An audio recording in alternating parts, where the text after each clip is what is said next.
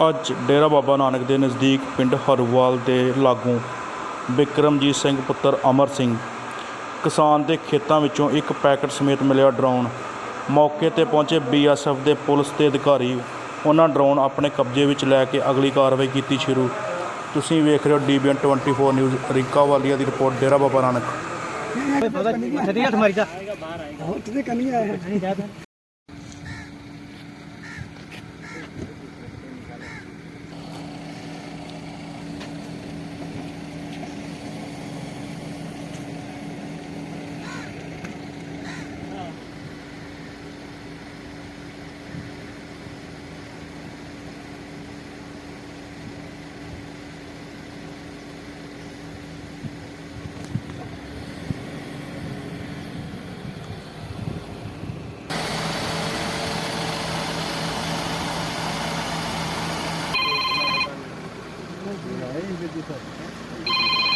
आप